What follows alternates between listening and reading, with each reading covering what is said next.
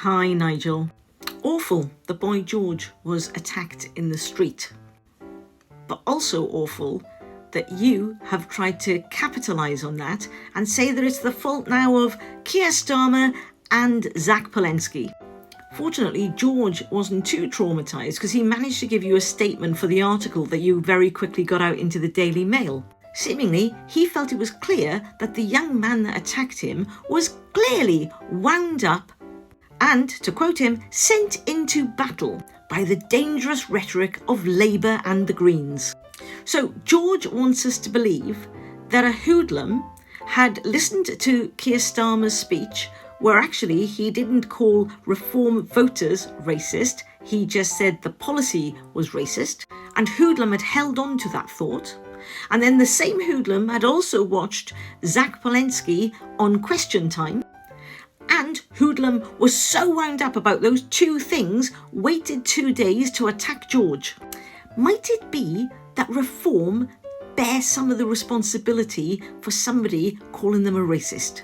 But of course, all you guys had to jump on the bandwagon, right?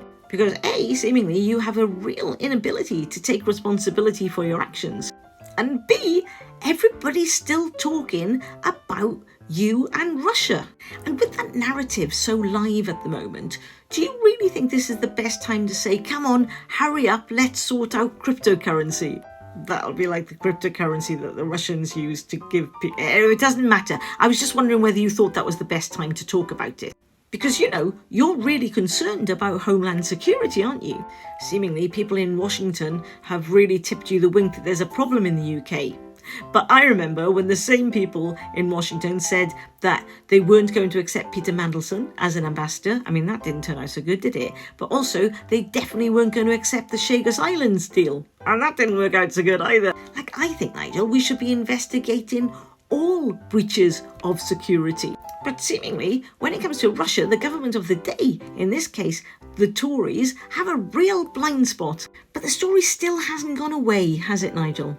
And if anything, it's getting a little bit seedier. I mean, God knows what this post is referring to, but I'm figuring it's not good for you. Speaking of not good for you, can you believe it? Yet another councillor has resigned. Anyway, enough about that. Let's talk about your economic policy, shall we?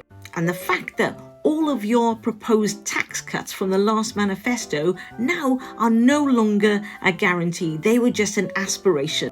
Just like it wasn't a promise to reopen the Batalbert Steelworks. That was an aspiration, wasn't it? Oh, and to open the coal mines. That was just an aspiration. It was an aspiration to deport X amount of people. In fact, you have a lot of aspirations because you just need to get that sentence out there and then it just flies on its own. But interestingly, Deputy Dick, when questioned about your sudden change of heart about this, said the manifesto is a moment in time. Which is true, isn't it? He said, but thanks to Labour fucking up the economy, you can no longer promise those tax cuts. Except that the IFS criticised them in real time when you announced them. Way before Labour had got into government, they've always been a crap idea. Anyway, look, I won't keep you. The reporters in Wales are doing a really good job of asking you about that Russian connection, aren't they? In fact, one even suggested that you might be complicit in it all. Listen, don't worry. You talk about China and you keep trying to sway the narrative around what was really said at party conferences and what you told everybody was said. Listen, good chats as you were.